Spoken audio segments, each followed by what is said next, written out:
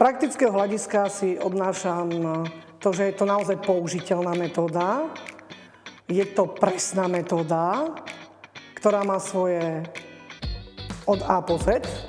A viem si predstaviť, že ju využijem vo všetkých tých aspektoch mojej profesie.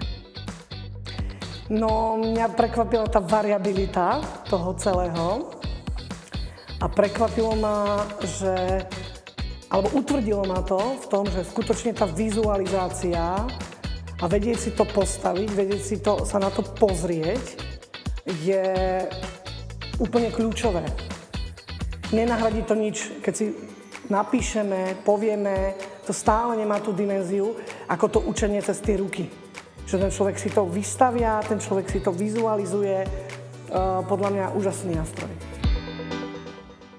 No podľa môjho názoru tento kurz môže byť prínosný pre kohokoľvek, bez ohľadu veku, bez ohľadu profesie. Môžeme to využiť pri dilemách alebo riešení problémov v rodinách, v školách, na pracoviskách.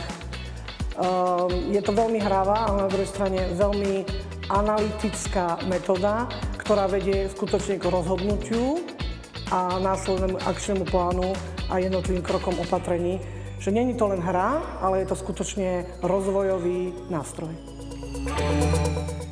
No práve preto, že je certifikačný a keď som zbadala tú metódu, tak som bola úplne nadšená. Náhodne som na internete na ňu naďabila.